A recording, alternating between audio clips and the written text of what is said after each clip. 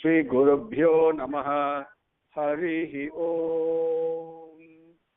Sumukascha Ekadantascha Kapilo Gajakarnakaha Lambodharascha Vikato Vignarajo Vinayakaha Dhumaketurganadhyakshaha Phalachandro Gajananaha Vakratundaha Surpakarno Herambaha Skandapurvajaha Suklam Bharadaram Vishnum Pativarnam Chaturbhujam Prasannavadanam Dhyayet Sarvavignopasantaye Yasyatvarada Vaktradhya Parishadhya Parastatam Vignam Nignanti Satatam Vishvaktenam Tamasraye Guru Brahma Guru Vishnu Guru Devo Maheswaraha Guru Sakshat Param Brahma Tasmai Sri Gurave Namaha Akhanda Mandalakaram Vyaptam Yena Characharam Tatpadam Darsritam Yena Tasmai Sri Gurave Namaha Satchidananda Rupaya Krishnaya Aklishtakarine Vedhyaya Gurave Buddhi Sakshine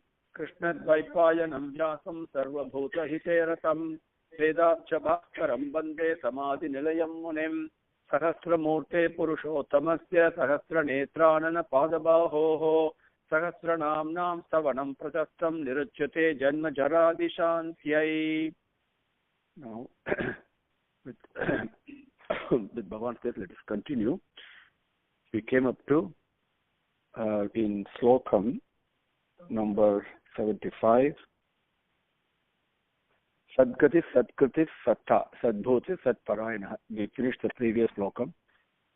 Manojavasthi Sakaro Vasureta Vasupradaha Vasuprado Vasudevo Vasumanahavihi Sadgati Satkriti Satta Sadbhuti Satparayana. We came up to Satkritihi Sadgatihi Satkritihi, and now Satta. We came up to that point. See, when we in Satta means when the knowledge that has absolutely no difference. See, if we look at all, at least my knowledge, all our knowledge, if I can say that, they all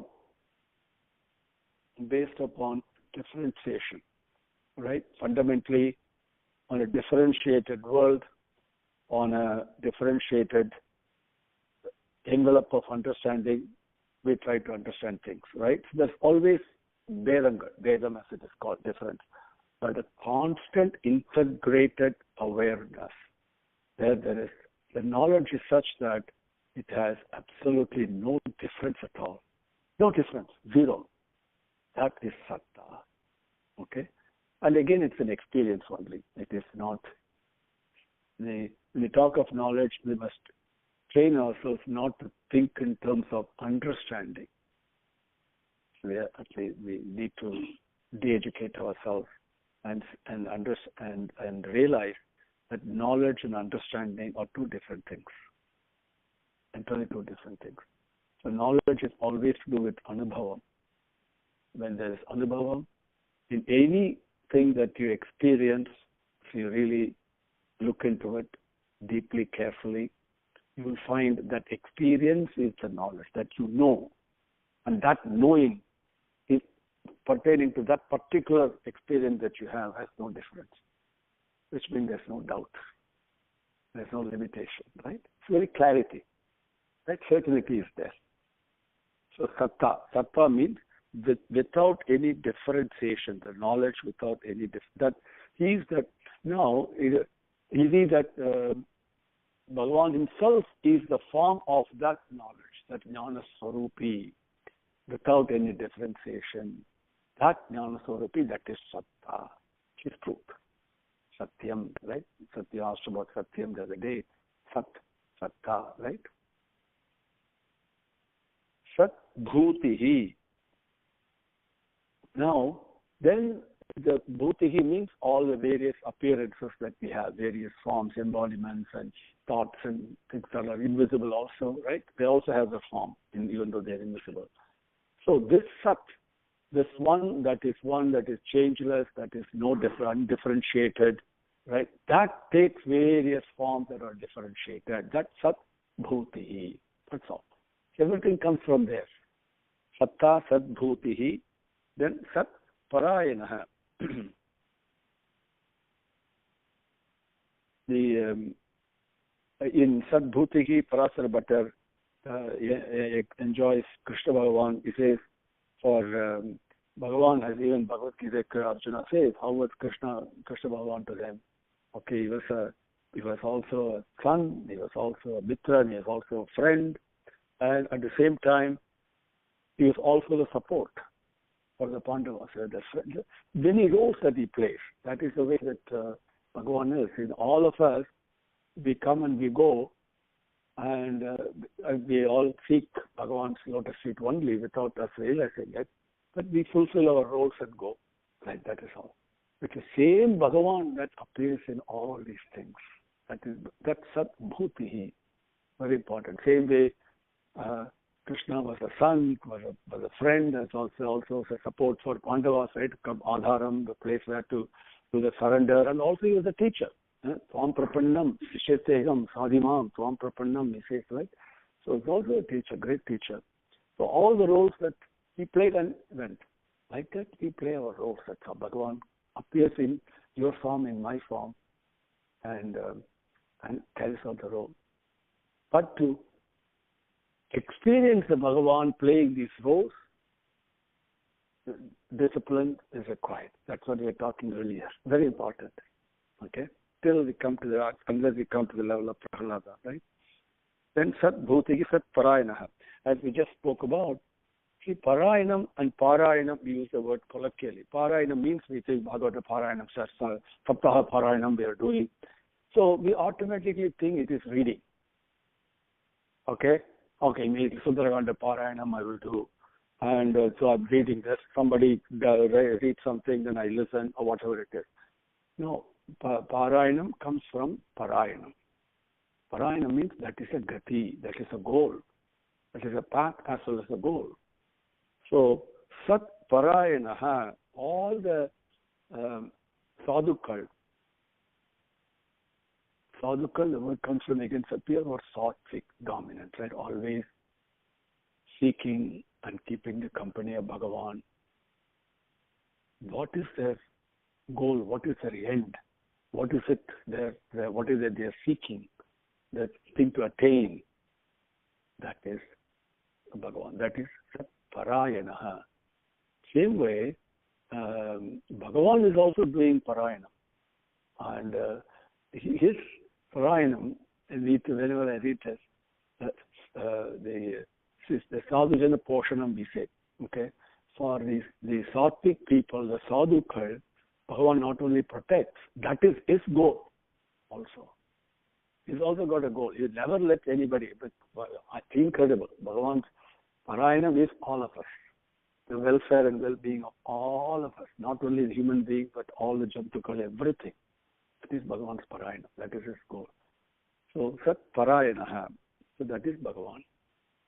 Sura Senaha, as you means, or be. Sura means warriors. In this case, it talks about Sankara Bhagavad Padal says how Rama was. Just picture Rama seated there, surrounded by this army of Vanaras. Okay? And the people like Hanuman and Angada and Jambavan, everybody, Sugrivan, right? Everybody was there. So the Sura Senaha, one who is surrounded by all these suras, by all these. As the beautiful anecdote is there, we talk about, you can picture near Hubli, the current day Hubli, where the Kishkinda was, and Rama was seated on a rock, and Lakshmana was standing next to him, with humility personified, with full attention on Rama. And in front of the Rama looked around. All all across, all the mountains and the valleys and everywhere in that place. Nothing but monkeys. All the monkey senas, the army of monkeys are already waiting. Sugriva is standing there in the other side of Rama and with his hand, with his palm on his mouth, with Bhavyam, waiting for the command. And so Rama looked around, and beautiful. Not that he has to look, but when he looks and his darshan falls on everybody, there is an incredible exhilaration that you feel. And that is enough for you for your whole lifetime, if not longer. So you always remember that, Bhagavan looking at you. Always. It is always ever fresh. So his parve fell on every one of them. And very calmly then looked at Hanuman was there, standing, again with Bhavyam, and looking at his Rama's face to see what the command will be. And sometimes Bhagavan doesn't speak, and as it just the way he conveys, and even Bhagavan's eyes also speak. It's amazing. And everything it's about Bhagavan, what Swami speaks. Okay, if he wants to convey something, he doesn't have to use mouth. Okay, and heart to heart can also speak. So many things, so many ways it can speak. And so he looks at Hanuman and just raises his eyebrow. Immediately Hanuman jumps and comes to him and sits at his feet. And with his hand like this, looking at what? Yes, Swami. And he says, Hanuman, can you do something for me? He says, sure. Definitely. When Bhagavan asks you, will you do something for me? What will your answer be? But when you have to be careful. When Swami asks you that, he knows what your attitude and feeling is. I am going to do. If that feeling is there, you are not passed. So whatever it is, that's your grace only, Swami. That feeling if you have, then it's beautiful. So then Rama asked him, okay, he takes a ring out and says, will you give this to Sita, please? And then Rama says, okay, Swami, sure. Okay. And so he takes a ring, and then Rama immediately smiles. He says, Hanuman, have you seen Sita? He says, no, Swami, I have not seen. And you know where Sita is? No, Swami, I don't know where Sita is. No, you have not seen Sita. You don't know what she looks like, and you don't even know where she is. How do you tell me that you will give it to her? And then Hanuman says, Swami, when you give me something to do, you yourself will get it done. What is there for me to do? So that's a very important thing to remember. And that Surasenaha, that Rama, that is what Surasenaha means. And so you must remember always, God gives something, then he will get it done. And there's one instance when Hanuman forgot. He was always knew. Rama, Rama, Rama, he jumped across the ocean, all those things. Within 1 second, the feeling, I am doing this, came to him. Okay. Then, when was that? When after the first night was over, and the first day was over, and then the second night was about to begin, and then Hanuman was absolutely dejected. He could not find Sita. He says, how can I go back? I failed. I might as well take my life here. And then you're looking at the pros and cons. Right? We all know that in Sundaraganda. What happened? And then the light comes. Oh my God, I forgot. Swami. Then he prays to Sita, then he prays to Rama, because he realized he thought he was doing it. The Ahamkaram was there. The moment he gave that and gave it up and surrendered to Rama and Sita, immediately then he had the darshan of Ashokamanam. Oh, I have not been there. Let me go. Right? So that happens to everybody. So the Surasenaha is that whenever I read that, I think of that particular scene. Yadus Shreshtaha, even though here Parasara Bhattar talks about Krishna Avataram in this section, okay, But Suryasenaha, I'm drawn to Rama at that point. Okay. So Yadu Sreshtaha, as you know, Sreshtaha means the best. The best in what way? In every which way that you can think of. Yadu Sreshtaha. So among all the Yadavas. Okay. The king, the supreme, okay, of all the Yadavas. San Nivasaha.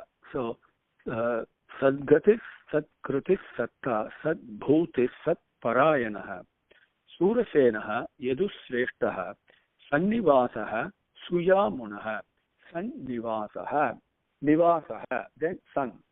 Okay, Sat Nivasaha. If you take it like that, Sadhu Kal. Okay, and Nivasaha, one here, Nivasaha, one not only one who is resident, one who is living, like we say, Sri Nivasaha, like that, right? But it also not just a passive resident. It is also the supporter. That is very important. Sri Nivasaha means not just one who resides in Sri and the one Sri resides in him. Both applicable there. Okay? Srivasaha, Srinivasaha. We saw it earlier. But just not a passive thing, because Bhagavan is also a support. So, one who is the adharam for all the Vidvangal. Vidvan is good that he has used. And Sankara Bhashyam has used that. Not the way we colloquially use Vidvan. That is why we have to be careful in using the words appropriately. Not everybody is a Bhagavata. Potentially, yes, everybody is a Bhagavata. Everybody is a latent Bhagavata. But not everybody is a Bhagavata. Right? We tend to use that word quite loosely. Right? And Prahalada is a Bhagavata, and Dhruva is a Bhagavata. How can I be a Bhagavata? I'm not there. But potentially, yes, latent, definitely. With Swami's grace, definitely. Because I'm also yearning for him. But Bhagavata there's no difference in Bhagavan and Bhagavata. You see, Bharata, if you're looking at Rama only, it is a Bhagavata. Okay? You have to be careful in using the word. So here, Sankara Bhashyam uses the Vidvan Girl. Vidvan Girl. So he is the one who is the Adharam for all the Vidvan Girl. It's what Sannivasaha says. Vidvan immediately doesn't mean you're a musician, you're a painter. No. Vidvan means one who knows. Okay? Vedavametam Purusham Mahantam Gat Vidvan Kalyatakya. Okay? So that is the Adharam. Right? What a beautiful Nama it is. Sannivasa. So every name is very sacred. So we should enjoy and revel in the sanctity of it. Because that's good for us if I do it. It doesn't matter anything to Bhagavan. It doesn't touch. But for me, it is good. For me, it's good. Sannivasaha, Suyamunaha. Now, Suyamunaha. Okay? Suyamunaha. If we take it, Yamunaha means, Yamunaha denotes people who live on the banks of the Yamuna River. Okay? So now you can picture Suyamunaha. So all the people who are living there are surrounded by him. This is Krishna Bhagavan I was talking about. So whether it is Devaki, whether it is Nandagopan, whether it is Yasoda, So now you can picture. So Krishna Bhagavan is also Suyamunaha. Okay? Sadgatis, Satkatis, Satta, Sadbhutis, Satparayanaha, Suraseno Yadusreshtaha, Sannivasas Suyamunaha. Then Bhuta Vaso Vasudevas Sarvasu Nilayo Nalaha. Bhuta Vasaha. That I think you know. Now I think for most of the Sanskrit, at least some of the Sanskrit words that you probably know by now. Okay? Bhuta Vasaha. Bhutam, Bhutam immediately does not mean ghost. Okay? Bhutam means beings, that's all. Okay? But again, how does, Bhagavan is resident, we say, I'm resident in Bhagavan, I'm residing in him, he is residing in me, Antaryami, all those things we know. So he is there, Bhagavan is there. We also earlier, Sannivasa, we also saw Adharam. It's just not, just imagine, The next time, ego comes or some pride comes or something comes within me, within each one of us, you can immediately see, what is this? The simple thing, the air comes in, the air goes out, comes in, spreads all around, then finally goes out, becomes one with everything, and it is the Brahmandam. Think of it that way. I'm nothing. That's very simple physical level I'm talking about. It's a simple physical level. Okay. So that Bhagavan is also the Adhara. That is all Adharam for my moving around. Simple on a physical level, not a mental, spiritual level. Everywhere you can see him. Now, so he's not only Adharam, he's not, we say he's resident here. Bhagavan is everywhere, both inside, outside, completely. But it's also his grace, which is Karunai Parumai, is making all the beings function. That is Bhuta Vasaha. Sometimes it's the same name, one name gets repeated, different aspect of what's happening. So it's just not a Atma, indweller, and that English word is immediately it doesn't limit you. It's not only does he dwell within, not only am I dwelling in him, he's also my support, and he's all this due to his grace. How many aspects of this? So Bhuta Vasaha, everything so fantastically as Bhagavan describes it, isn't it? So Bhuta Vasaha, Vasudeva. Vasudeva name comes a few times. One is, of course, the son of Vasudeva that we know. Vasudeva also is the one who is present in all the Vasukar, okay? All the, as the effulgence. Deva means the effulgence, we call it life force, energy, Shakti, whatever it is, and all the beings that is present. That's also Vasudeva. But the interesting thing is, because he's shining and appearing as so many different things, is also hiding behind that Maya. You understand?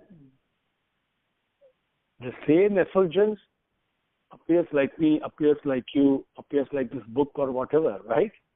But the fact that it appears so much differently, the effulgence is kind of hidden, even though because of that only everything is shining. But the effulgence itself hides. So it's also hiding behind.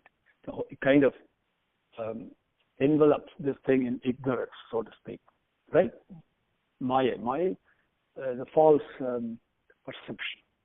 I mean, the greatest teaching, the closest to teaching, and the most immediate is amazing. I always wondered about it from young age. We all look at with our eyes, and we automatically think what I see is what it is.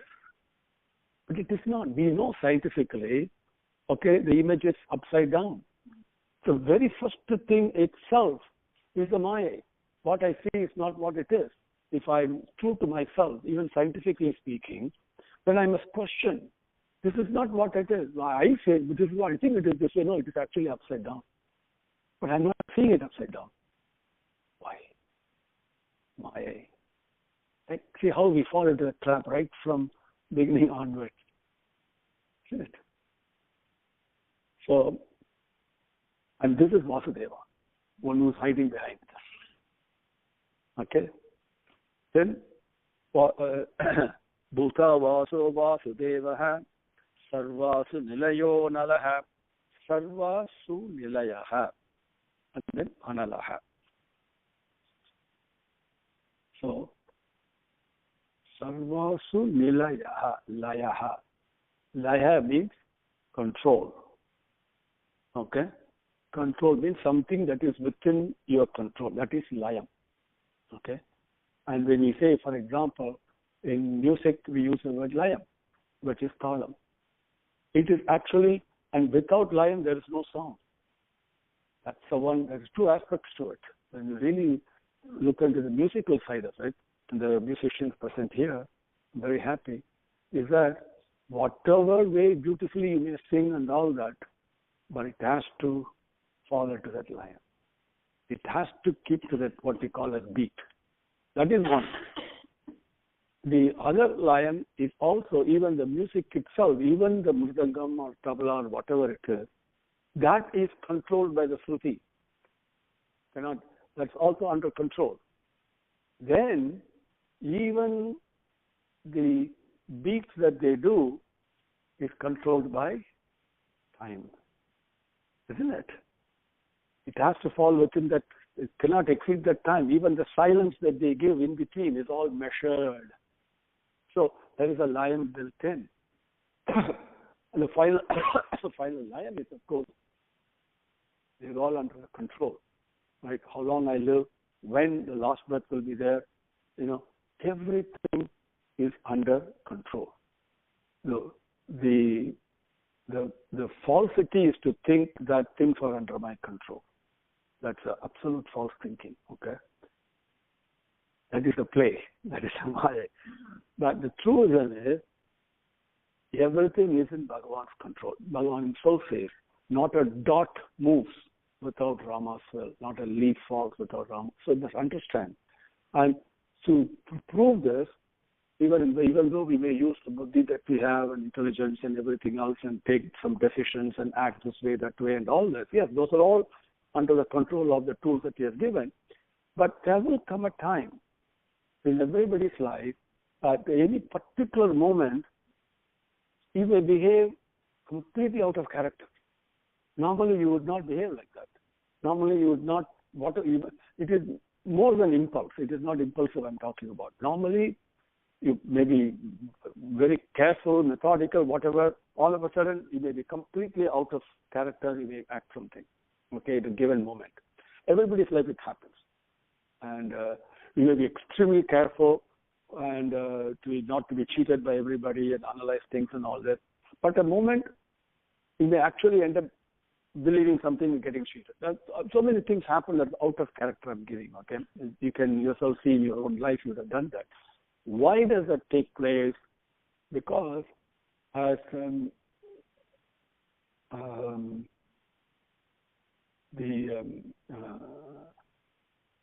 Samika, I think Samika is someone who says this, and he tells all the rishis after Shringi throws a curse on Parikshit, after Parikshit goes away and Samika wakes up from his samadhi and then understands what's happening, and then he scolds his son.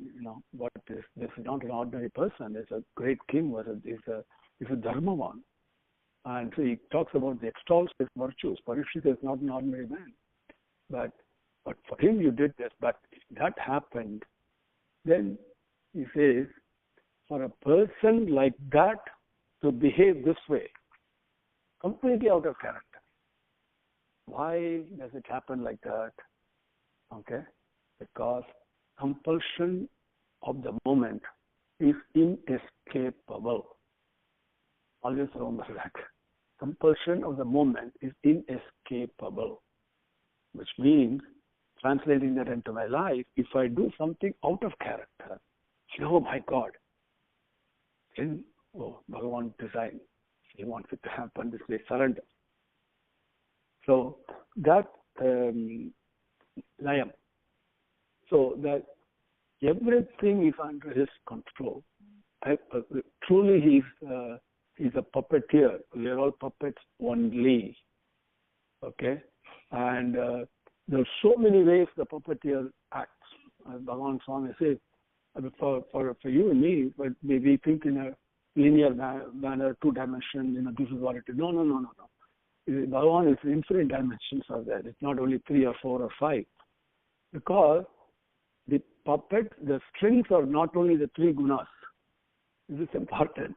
The 3 gunas are you can immediately see. Sathya guna, Rajasi gunam, Tamasi guna, how it is pulling and pushing and all that.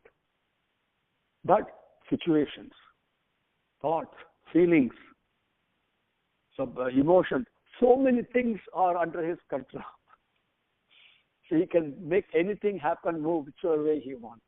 Truly, he's incredible. This sarvasu nilayaha. So that layam is very important. Okay, so all the beings, and it's his place. are under his control. One who controls everything, sarvasu nilayaha. And then finally, as he himself is assured, because he is Karunasahara, he says, fine, enough of this play, as Radha prays to Krishna before she merges in him. Yes, fine, you have done your play. Come, merge back in me, become one with me. That Layam, finally everything comes to him. That is also another meaning, sarvasu nilayaha. Okay? So, understand? Then Analaha. Then Analaha, Anal means immediately we know it is fire. Right? Anal. It was colloquially we use the word. But just think for a second about fire for a second, okay? Why is this Agni so important? In our Sanatana Dharmic thing, our Rigvedam itself starts with the phrase Agnir Mile. Agnir Mile is the very first thing. That means Agni is there before you. Why should something be there before me? In order to protect me. So simple. Even for you to go through, let's say, a jungle, if there is a pathway that somebody has gone there and already explored things, then you can follow that easily. So somebody has to show the way. And that is protection. And that is that's why Agni is extremely important. Apart from all the other things we know about, we ever use Agni and all that. So what is and ultimately, we put vibhuti, right, in our forehead, and that signifies all the physical, gross things. That is the final state, irreducible state after that. That's what it means. Hey, listen, everything is temporary, finally comes here. So that's the reason we put vibhuti here. So again, thinking of Bhagavan. Okay. Now, whatever you have, whether it is gold or diamond, or whether you have dirt or you have some piece of dirty cloth, it doesn't matter. You put it in Agni. It has the power to pulverize everything and reduce it to this. It has got a certain power. We all know. So Analaha, the Analaha, okay, always remember, that has the Shakti that is infinite. There is no limit. Limitless Shakti. Think. Okay? So that is Analaha. Sarvasu Nilayaha, Analaha. Okay. Now, I think it's time to stop. Our time is up. Sadgati Satkati Satta Sadbhuti Satparayanaha Suraseno Yadusreshtaha Sannivasa Suyamunaha Bhuta Vasu Vasudevaha Sarvasu Nilayo Nalaha Om Shri Gurubhyo Namaha Harihi Om Samasta Lokaha Sukhino Bhavantu Samasta Lokaha Sukhino Bhavantu Samasta Lokaha Sukhino Bhavantu. Om Shanti Shanti Shanti. Harihi Om.